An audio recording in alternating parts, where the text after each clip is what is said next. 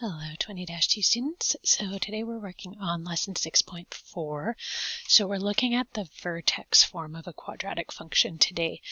If you remember in our first lesson we looked at the standard form, which was just that ax squared plus bx plus c that we've become pretty familiar with.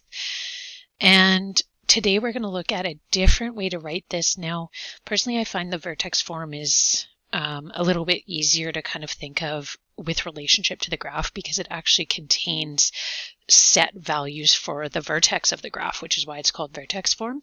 So basically, the formula is either f of x or y. Remember, just like with the standard form, you can write either one, is equal to a, so that's just the same as our value of a that we saw in our standard form, and then it affects the graph the same way as that a did. And then that's multiplied by a bracket with x minus h, and that bracket is squared, plus k. So basically what that ends up being is that h and k are the x and y values for our vertex. So if we were to write the coordinates for our vertex, this value here would be the x component and this value here would be the y component. So then that makes it pretty nice and easy to work with if you actually want to draw a graph, because you're given the points of the vertex. And then, you know, if you want to solve for different things, you can sub in, like say if you wanted to look for the y-intercept, you know that that would mean your x value would be 0. So if you know the other parts of this graph, of this equation, you can sub in 0 for the x value and solve for what the y value would be. And same thing for the x-intercepts. You can set this whole equation equal to 0, and then you can solve for your values of x. So this makes it really easy to just kind of draw the graph from scratch, whereas you can't really do that with the standard form. So a couple of things to just be aware of here. We have that the h and k values are representing the coordinates of our vertex. A values are going to affect the graph. So if a is greater than 0, so basically if we have a positive a value, the parabola opens upwards. So that would be like this one here. And if we have an a value less than 0, then it's going to open downwards. And that means we have like minimums or maximums, right, depending on which way the graph opens. And then also, if you remember, we did talk a little bit about axis of symmetry before. So remember, that's always the x value of our vertex. And so the same thing will be true here, except for in this case, our formula nicely gives us our axis of symmetry right away. So today, unlike in my previous notes, I'm just going to go ahead and use the filled in notes for this first little part so you guys don't have to watch while I try to draw all these out. What you can do, and maybe if you want, I would recommend that you try this to get used to kind of sketching out graphs if you need to. I gave you the windows that will be good settings for drawing out these graphs. And we want to think about some different possibilities here for our equation. So if we have x squared plus 2, then if you put that into your graphing calculator, just the x squared plus 2, which I actually did here. So I went in y equals x squared plus 2. And if I go to the graph, this is what I get, right? So basically I see that my y-intercept is at y equals 2. And so I've kind of drawn this out here. And then personally, when I drew these, I picked out like 1 or 2 more points to sketch it accurately. So x plus 2, if I change that to x squared plus 6, that's my blue graph, I see that my y-intercept is at 6. If I change it to x squared, so these were both plus, x squared minus 4, I end up with this yellow graph, and we can see that its y-intercept is at negative 4. And if I do x squared minus 5, same thing, but my y-intercept is at negative 5. And so what do we notice about the changes that are happening as this q value changes? Oh, and actually for you guys, probably I didn't mention. So actually I should have made that more cohesive, but basically sometimes you'll see, I think in the textbook, it mentions h and k, so I think that's why I did it. Also, a lot of times other like sources will call it p and q. So don't worry too much about like which values it is. I'm thinking that actually I probably use p and q for the rest of it. So maybe get used to using p and q. I think I just copied that part out of the textbook. So my p-value is here, but the format is the exact same, right? So p and then q. So this is my x component of my vertex, and this is my y component of my vertex. So when we look at what's happening here, we have an x squared, which means we have x and there's nothing else in there. There's no p-value. So the p-value would be 0 because it's just x squared, and then either plus q or minus q. So what we're looking at here is the q value is changing, right? We have positive 2, positive 6, negative 4, and negative 5. And our p value is 0. So that's our x component of the vertex, which makes sense because all of our vertexes were on the y-axis, right? Our q value, as it changes, we see that the graph shifts vertically, right? So it can either move up or down. So if we have a positive q value, what does that mean for the graph? Well, all of our positive ones have y-intercepts that are above the x-axis, right? So positive y-intercepts. And all of our negative ones, how does a negative value for q change the graph? It shifts the graph downwards because your y-intercept becomes a negative value. Okay. Let's look at the other components of this standard form. So same kind of settings if you wanted to try and graph these all. So now we have, if we think about our equation here, x minus p is inside of the bracket squared. So what we're changing in this one is our p value, right? So we have x minus 1 in the bracket, x minus 4 in the bracket, x plus 2, and x plus 5. So if we look at our graphs here, the pink one here is x minus 1. And what do we notice about that graph? Well, we have a vertex at x is positive 1. So also notice here that we have x minus 1 squared, and then we have nothing else in our equation. So that means invisibly, like that we have plus 0. So that means our y value for the vertex is 0, which means we're looking at x-intercepts for all of these graphs. Okay, so we have x minus 1, and we see the x-intercept is at positive 1. If we have x minus 4, that's our blue graph, so we see that our our x-intercept is at positive 4. If we have x plus 2, that's our yellow graph, and we see that the vertex is at negative 2. And x plus 5, we see that the vertex is at negative 5. So this is asking us what changes occur to the graph as p changes. Well, basically the graphs are just shifting horizontally, right? But if we want to go a little bit more specific, it says, how does a positive value for the real p change the graph? So you might be wondering, what's the real p? Well, what we have to consider here is that our format for the graph is x minus whatever the value of p is.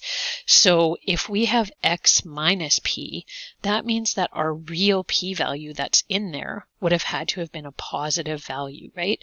X minus positive p will give us x minus p. Actually, I should have maybe closed in that graph too, or closed in that bracket.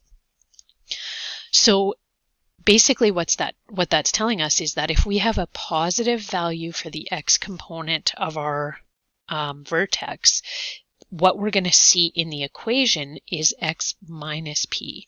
So unlike for q, where if you have a positive value, the y-intercept was positive, and if you have a negative value, the y-intercept was negative, with our x component, it's always going to be the opposite. So if we have x minus something in here, that means that the number value for p is going to be a positive x value. Okay, so when we have x minus p, we see that the graph moves to the right as the numbers become larger, right? So minus 1, minus 4, it moves further and further to the right. Now, in order to have x plus p, right, x plus p, we would have to have, because the equation says it has to be x minus whatever the value is of p is. So in that case, we would have to have x minus negative p, which results in x plus p. So that means whenever we have x plus p, the p value is actually a negative x value. So in this case, we have an x-intercept at negative 2. So x minus negative 2 gives us x plus 2, and so forth. So that means, again, as our numbers get larger, so plus 2, plus 5, we're going to see that the graph moves further and further to the left. Okay. All right, last value to look at here is our A value, which we're kind of familiar with because we've talked about a little bit in the standard form. But again, if you want, you can set this up and put these into your graphs.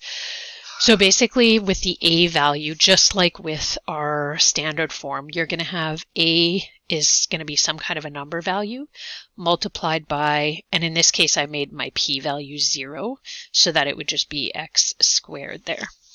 So I have 2x squared, negative x squared, and negative a half x squared. So if we look at how that results in these graphs, when we have positive 2 here, we see this pink graph here opening upwards. When we have negative x squared, we get this blue graph opening downwards. And when we have negative a half x squared, we end up with this yellow graph opening downwards. So what are the changes that are happening as the value of A changes? Well, one thing we see different between these graphs is the direction of opening. So do they open upwards or downwards? And the other thing we see between the blue and yellow ones is that if we have, like this one is negative 1 A value, and this one is negative a half, and we notice that actually the yellow one is wider than the one that's just negative 1. So width is also affected by the value of A. If we have a positive value of A, what does that tell us about the graph? Well, it means that the parabola is going to open upwards, right? So you can always remember, I think I drew it in the first set of notes. Positive is like a smile, and then if we have a negative A value, it's like a frown, right? So it's like going downwards. So if we have a negative value of A, we see that the graph opens downwards. Both of these are negative, the blue and the yellow. What happens to the graph if the value of A is between 0 and 1 or 0 and negative 1? So basically what this is saying is what happens if we have a decimal value for A that's like less than 1, right? So it's like 0.75, 0.5, 0.3, whatever. Basically what it is if we have like a number that's between 0 and 1 or negative 1, the graph actually ends up getting wider with those fractions. If we have A value that's either greater than, or sorry, less than negative 1, so like negative 1, negative 2, negative 3, negative 4, or if it's greater than 1, so positive 1, 2, 3, 4, the graph ends up getting narrower.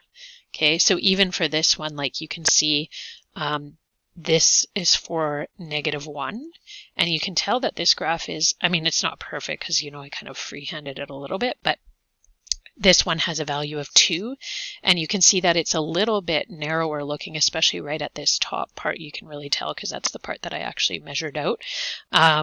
So as your numbers get larger for A, whether they're larger in the negative direction or the positive direction, we end up getting the graph being narrower and narrower. Whereas if we have values that are like decimals less than 1 or negative 1, then we end up getting wider and wider. Okay. All right. So that's kind of our introduction to how these values affect the graph. Now I want to have a look at some practice problems. So here we have, describe how the graphs of the following, I need to fix that. Describe how the graphs of the following, wow, that was a lot of extra, of the following functions transform the graph y equals x squared. So basically what we're saying is if we have an original graph that's just y equals x squared, so basically there's no, like the vertex values, because there's no like minus p or plus p, and there's no plus or minus q, that means that our p and q values would have to be 0 and 0. Okay, so that means we're starting out kind of with like a basic graph, and we have like a positive value in front of x because there's no negative there. So it basically means we have a vertex at 0, 0, and then our graph is just kind of going to be a standard opening upwards graph because it's positive. So we want to go through and think about how these different values are going to affect it. So in this case, instead of having 0 as our x, we see that we have this one here, right? And our general form is y equals ax minus p squared plus q. So we just want to keep in mind here, if we have x minus p, that means we would have to have x minus positive 4 for it to be x minus 4. So that means that our x value is going to be, for our vertex, is going to be at 4 on the x-axis. We still don't have a plus q here, so that means that this is equal to 0. So that means that we're going to have our vertex will be at x is equal to 4, y is equal to 0. So be like, kind of out there. Everything else about the graph is the same. We have just 1 as an a value and 0 as our q value. So the rest of the graph will just kind of look like this. So describe how that transforms the graph. It moves it to the right by 4 units. Okay, so on a written test, you would write that out. Then we have y equals x squared minus 2. So keep in mind, because there's nothing inside the bracket, we just have the x squared here. That means that this is x minus 0 squared, which is x squared, and then minus 2. So that means that our 2 value is our q value. Oops. Now keep in mind with our q value, because it's supposed to be plus q, so if we have minus 2, that means that it is negative 2, because we would do plus negative 2 would give us x squared minus 2. So that means we have an x value of 0, but our y value of the vertex is at negative 2. So that means our vertex is going to be down there, and everything else is the same. There's no a value there. So now our graph would just, kind of go on like that. So it should be the same as the other ones, but just shifted down by 2. So you'd write that out again as a written answer if you were doing this on a test. Last one we have here, y plus 2 equals x minus 4 squared. The first thing we always want to do is we have to have it set up in the actual format of the equation. And the format of the equation has y being isolated. So we want to move this 2 over, so subtract it from both sides, which gives us y is equal to x minus 4 squared minus 2. And now it's pretty easy to see what this would be, right? So we're going to have our x value for our vertex is going to be positive 4. So remember always the opposite of the sign in there. And our y value is going to be negative 2. So that means we would have positive 4, negative 2. So that means our vertex for the graph is going to be, or the whole graph really, is going to be shifted to the right 4 and down 2. So we're going to have, kind of something like that. Okay. All right. So, and again, if you were doing that on a written question, you would just write that all out. Next thing, state the quadratic function in the form y equals ax minus p squared plus q when y equals x squared is translated 3 units left and 5 units down. So remember, when y equals x squared, what that's saying is y equals ax minus p squared plus q. We have no p and no q in this version, so that means originally our vertex is at 0, 0, like it was in the previous one. Now we want to shift it 3 units to the left. So remember, p is our x component, which moves left and right.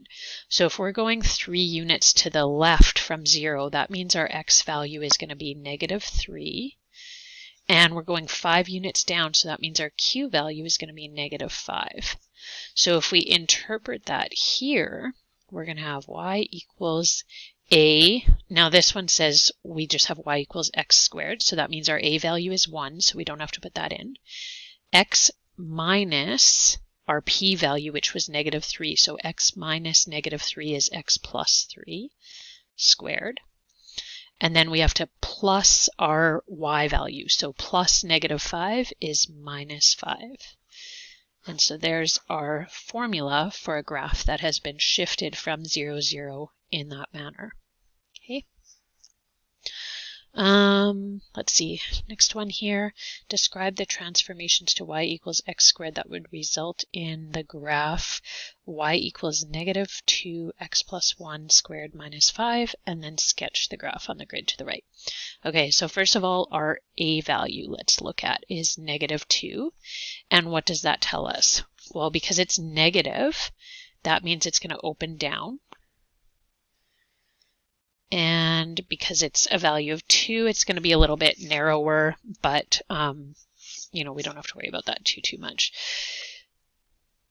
Actually, well, we should say, because it says describe the transformation, so we should say negative means that it's going to open down, and greater than 1 means that it's going to be narrower.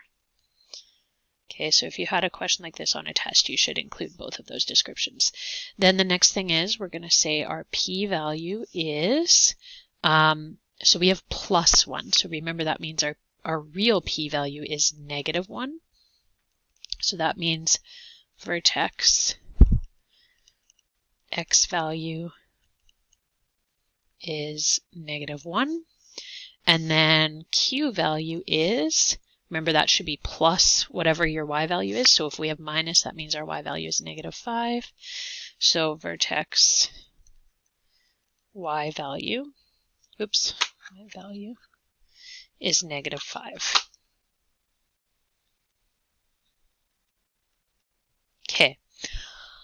So if we want to sketch the graph, we want to put in our vertex at x equals -1, y equals -5. So there's our vertex. And then because it's -2, that means it opens downwards. And it's going to be narrower. What I would personally do with this, because you have to sketch it, I would set up like some values that you can calculate. So you can do this by substituting into your equation. So we'll solve for y given some different values of x. So if we had our vertex at -1, let's try figuring out what we would have for a value at x equals -2. So essentially all we do there is we put in -2 for our x and figure out what y would be. So if we have -2 times by, we're saying x is -2 plus 1 squared minus 5. If we do that math, we end up with -2 plus 1 is -1 squared is 1 times by -1 is, oh wait, times by 2, sorry, -2. I forgot to put that in there. -2. Okay, -2 times 1 is -2 minus 5 is -7. There we go. So now we know we're going to have a point at x equals -2, y equals -7. Now, if you want, you can calculate for the opposite, but you can also remember that our vertex is our mirror of symmetry. So if we have a point that's 2 points down and 1 to the left, we're also going to have a point that's 2 points down and 1 point to the right. So I can just draw that in without recalculating for x equals 0. Then let's try one more to see if we can get one more point in there. So if x equals -3, we would have -2 times by -3 plus 1 squared minus 5, which would give me -13. And so that's kind of off the grid actually, so I can't really put that in there anyways. So I'm just going to sketch what I kind of have there. Okay, so there's my general kind of shape of the parabola. Okay, so that's how you get, like, how you were able to draw a graph from this vertex form. So you can see how it's maybe a little more intuitive about what's happening with the graph than the standard form is. All right, so 2 more really quick questions. Find the following quadratic functions in vertex form based on the information given. So the first one says we have a vertex at -2, 8. So let's just think about our form here. So x minus p squared plus q. So we want to start plugging in values. So we have our vertex at -2. So x minus -2 is going to be plus 2. And then plus our q value, which is 8. So plus +8 is just plus 8. Now, what we always want to do when we're writing out an equation, your final vertex form should never have an a value in it. It should always be replaced by a number value. In order to do that, you always have to know another point on the graph. So what we do to solve for a is we can't have these other two unknown variables, but if we know that this is a point on the graph, we can substitute those values in for x and y and then solve for a. So let's put that in. So y at one point on the graph is 7 equals a, where x is -1 plus 2 squared plus 8. Okay, so we just sub in our values from any other point on the graph, and then we can do the math. So 7 equals -1 plus 2 is +1 squared is 1. So we have a1 basically, which I don't even really have to write the 1 in, but I guess we could, plus 8. And then I want to isolate my a, so I need to subtract 8 off of both sides, which will give me 7 minus 8 is -1, which is equal to a times by 1, and if we divide out 1 out of both sides, it'll be the same thing. So that basically means that we're left with a is equal to -1. So now if I write my graph in the proper form, I would say, okay, y is equal to, my a value is -1, so I'm just going to put in negative, and then x plus 2 squared plus 8. So your final written version of this vertex form should always have a number value for your a component, never leave it as a, and then it should have your p and q values in there as well. So the only variables you should ever see in your vertex form are the x and the y. Okay? Let's try doing the same thing but from a graph that we've been given. So again, we have y equals a x minus p squared plus q. So y equals a x minus our x component of our vertex. So in this case, that's +2. So x minus 2 squared. And then plus our q value. So because our q value is +1, it's just going to be +1. And again, we need to do the same thing to solve for our a value. Usually I find a nice easy point on the graph to pick out is the y-intercept because it's where your x is 0. And so we're going to have y is equal to +5, a x is 0 minus 2 squared plus 1. So 5 equals 0 minus 2 is -2 squared plus 1. So let's start isolating a. We want to subtract 1 off of both sides. 5 minus 1 is 4, which equals -2 squared is 4, so 4a. And then we just divide out that 4. So we're left with 4 divided by 4 is 1. 4 divided by 4 is 1a. So a is just equal to +1, which is nice and easy for us to rewrite our equation. This was our original, so we're just going to say y is equal to, a was +1, so it's basically, you don't have to write it in, x minus 2 squared plus 1. And that's our final version. Okay. So last question is a word problem. So we have the underside of a concrete pass forms a parabolic arch. The arch is 30 meters wide at the base and 10.8 meters high in the center. What would be the headroom at the edge of a sidewalk that starts 1.8 meters from the base of the underpass, and would this amount of headroom be safe? So usually with this, this type of a problem, it's best to kind of do a little bit of a sketch. So let's say we have kind of like a parabola like that. So what was it saying? It said the arch is 30 meters wide at the base. So we know that it's going to be 30 meters from here over to here. And what else does it say? 10.8 meters high at the center. So this is going to be 10.8 meters. And then it says, what would be the headroom at the edge of a sidewalk that starts 1.8 meters from the base? So we have, like, the sidewalk is going to kind of be like, I mean, I don't know how wide it's going to be, but it's starting, oh boy, guys, my artistic skills. This distance here between the edge and there is going to be 1.8 meters. So that's going to be 1.8 meters. And we want to know what the head space would be there, right? So essentially what we're looking for, if we think about this parabolic arch, is we want to know what the value of y is, our vertical component, when x is whatever this value is minus 1.8. So if we want to set this up kind of like conveniently for ourselves to make an equation out of this, we can think about this as kind of like our Cartesian plane. So let's think about the floor of the underpass or the ground of the underpass as being our x-axis. And then let's think about this midpoint as being our y-axis, because that makes it nice and easy, because right here will be 0, 0. So that means we know that if this whole thing is 30 meters wide, this point right here is going to be 15 units out. So basically we could say when x is 15, y is 0, right? So this is kind of like our x-intercept.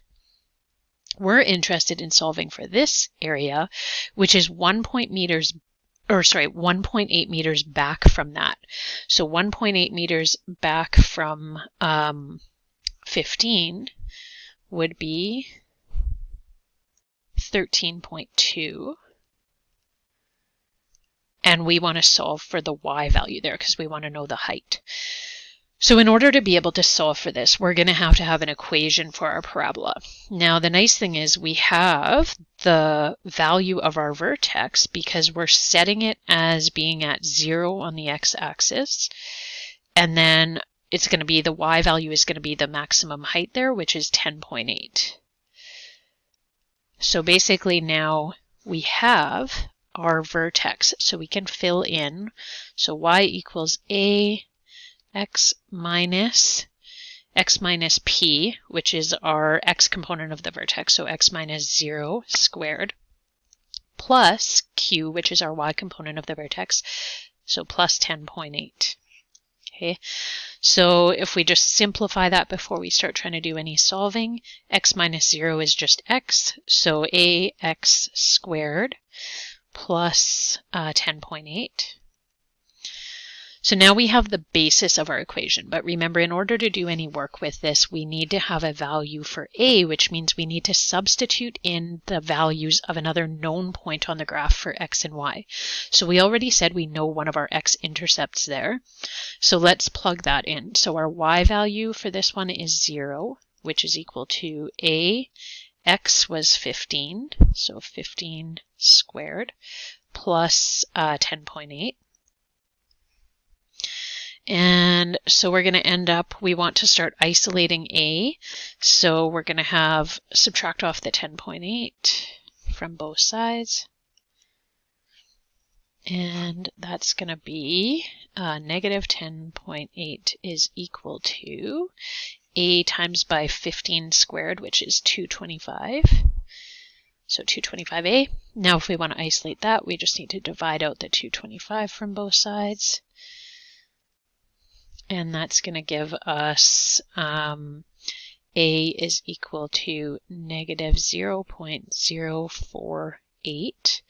So now we know that our vertex form of this equation is, this was our basic one. So if we want to put in our a value, it's going to be y equals a of negative 0.048 and then x squared plus 10.8. Okay, so now we have an equation that we can work with. So if we want to solve for our height of our underpass, we just need to plug in our x value to solve for y. So basically that means we're going to take this equation and we're going to say y is equal to negative 0.048, x is 13.2 squared, plus 10.8. Okay, so that's going to give us, if you put in the math for that, 13.2 squared, then multiply it by the negative 0.048, and then add your 10.8, you should get 2.436, kind of like a repeating decimal, or not a repeating, but like an infinite decimal. So if we think about what this is, our y value was the height of our underpass. So basically what we're saying is, at this point where we're 1.8 meters from the edge, where the sidewalk kind of begins, the height is 2.4 meters. So the question we were asked is, what would be the headroom at the edge of the sidewalk? So if you were writing out a proper written question, you would say the headroom would be 2.4 meters. And then they ask you, would this amount of headroom be safe? So it's a little bit of a tricky question because you kind of need to know a little bit of like average height. So most people are like, you know, 1.5 meters high at the most. So if you add another meter to that, that's quite a bit of space. So I would say the height at the edge of the sidewalk is 2.4 meters. This would be a safe amount of space because it's higher than most people are tall, right? And so that's everything. So that's how you work with the vertex form. You guys have an assignment from the textbook to work on page 363. So give that one a try. And then our next lesson will be our last in this unit, where we will look at just solving general problems using quadratic equations. So we're going to look at some more complex kinds of word problems in that lesson. So I will see you then.